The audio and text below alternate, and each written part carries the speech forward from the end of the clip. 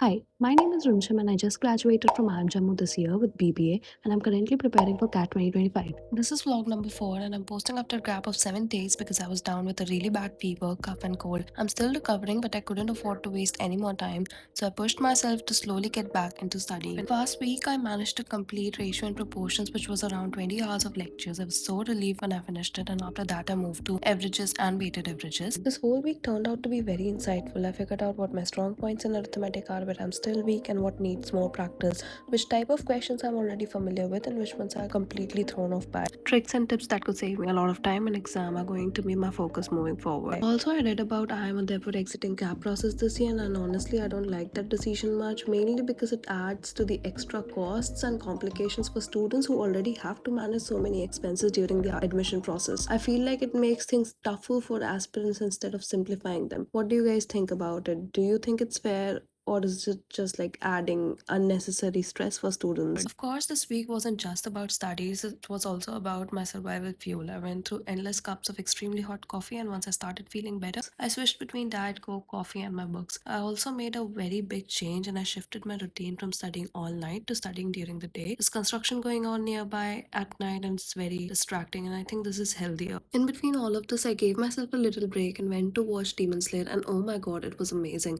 The moment when Gyu put his sword in front of him right before fainting after fighting with Akasa, that was honestly the hottest moment for me in the movie. Now I just cannot wait for the next part. While studying, I had this random but really cute interruption. A cat walked into my puja room. She was just quietly looking around as if she was on some kind of mission. And honestly, that made my day. So yeah, that has been my week, recovering from being sick, finishing ratio and proportion, starting averages, and figuring out my strengths and weaknesses in arithmetic. Slowly but surely, I'm getting back on track. Thanks for sticking around, and I'll see you in the next vlog. Until then, keep studying and keep going.